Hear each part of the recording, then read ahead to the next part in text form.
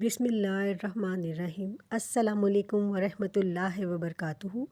ज़रा गौर से सुनिए। अगर आपने बहुत रो रो कर दुआएं मांगी हैं, अगर आपने सजदों में आंसू बहाए हैं, अगर आपने कहा है या अल्लाह अब तो बस तू ही है, तो हो सकता है अल्लाह आपकी ज़िंदगी बदलने से पहले आपको ये 3 हैरत अंगेज़ निशानियाँ बार बार दिखा रहा हो। ये वीडियो आखिर तक ज़रूर सुनना, क्योंकि हो सकता है ये पैगाम ख़ास आपके लिए हो।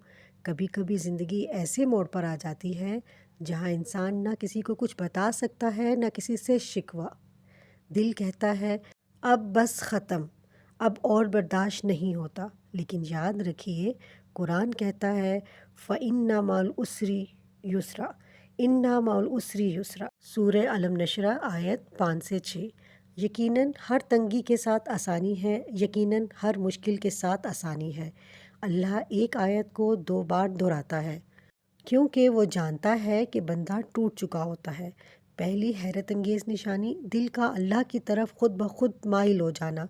अचानक आपका दिल दुनिया से उकता जाता है, गाने, बातें, शोर सब बेमायनी लगने लगता है और दिल कहता है या अल्लाह बस तू काफ़ी है।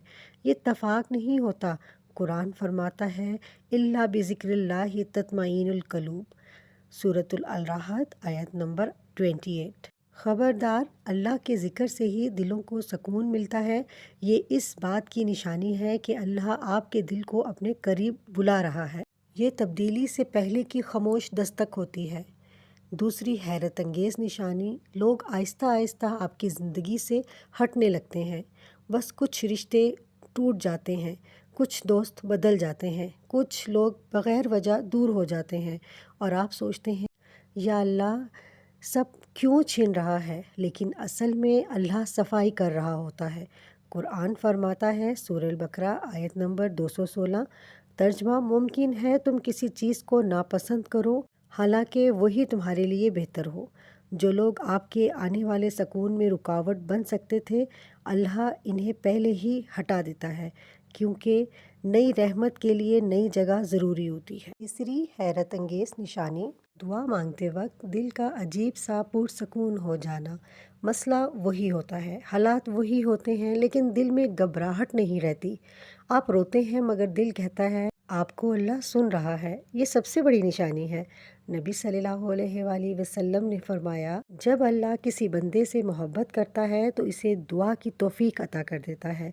सही अहादीस के मजमूई महफूम से, यानी दुआ खुद इस बात की अलामत है कि कबूलियत करीब है।